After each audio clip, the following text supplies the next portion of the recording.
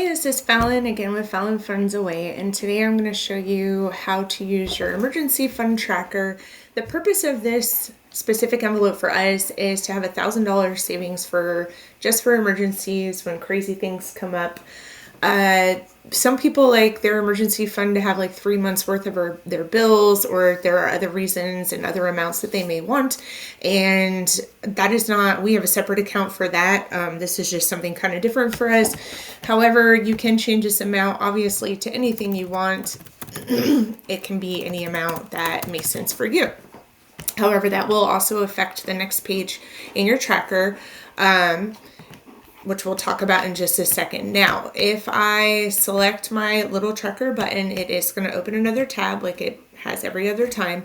The emergency fund tracker does look a little bit different because it does have the place for you to fill in your deposits, but it also has 3 separate boxes over here. The first one is the goal, and again, if you're changing your goal, you would put a different amount in here. And you see how that adjusted everything to the new amounts. I'm going to keep it at 1,000 because, like I said, that's what makes the most sense for us. And then it does still calculate how much you actually have in there. I've made up 3 fake deposits of $40 each, and I did mine in $40 increments just because that was a nice small increment that made sense for us. And then it also calculates how much you have left to save to reach whatever your goal is for that envelope. So I'm going to take us back to the actual tracker now. We're going to go down to the next slide. So this is the tracker, and for us, our goal is $1,000. So that's what's going to be in here for me. Again, it can be changed, but if you do change your goal, you will have to come down and increment these out differently. And so some people might like to increment them out to like maybe $100 or whatever per deposit. It's however you want it to go.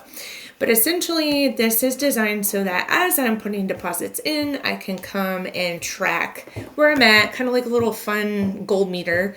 And so basically I do that by, if you remember, I made 3 deposits. So now I get to grab 3 stars and drag them over to those first 3 spaces so that I can show that I am a small way towards my goal. I do have a little bit of a way to go, but it does get really exciting as your tracker continues to fill up with stars and you get closer and closer to that end goal.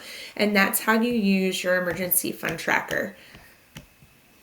See you guys next time.